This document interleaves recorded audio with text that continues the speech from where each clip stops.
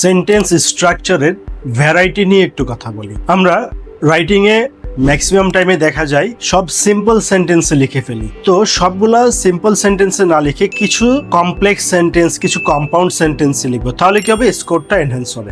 ভয়েসের ক্ষেত্রে দেখা যায় অল অফ দ্য সেন্টেন্সেস আমরা অ্যাক্টিভ ভয়েসে লিখে ফেলি। সো সব সেন্টেন্স অ্যাক্টিভ ভয়েসে না লিখে কিছু সেন্টেন্সকে প্যাসিভ ভয়েসে লিখতে হবে। প্যাসিভ ভয়েসে লিখলে দেখবেন আপনার সেন্টেন্সটা যখন কেউ পড়বে অটোমেটিকলি একটু অ্যাডভান্স সাউন্ড করে এবং আপনার স্কোরটাও ভালো পাওয়ার পসিবিলিটি অনেক বেড়ে যায়। টেন্সের ক্ষেত্রে দেখা যায় আমরা প্রেজেন্ট, পাস্ট এবং ফিউচার টেন্সের ইনডিফিনিট এবং কন্টিনিউয়াস ফর্মটা বেশি ইউজ করি, বাট পারফেক্ট এবং পারফেক্ট কন্টিনিউয়াস ফর্মটা ইউজ করি না বললেই ঠিক হবে। মানে এতটাই কম ইউজ করি যে ইউজ করি না এরকমটাই মনে হয়। তো আমার সাজেশন থাকবে আপনারা সিম্পল, কমপ্লেক্স, কম্পাউন্ড এটা একটা মিক্স করে লিখেন, ভ্যারাইটি দিয়ে লিখেন। Active voice, passive voice mix করে লিখেন, কিছু অ্যাক্টিভ ভয়েস, কিছু প্যাসিভ ভয়েস।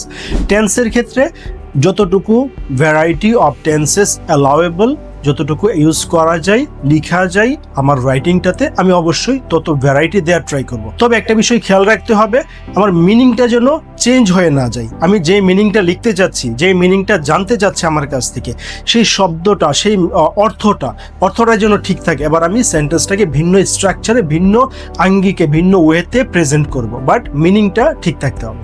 Thank you.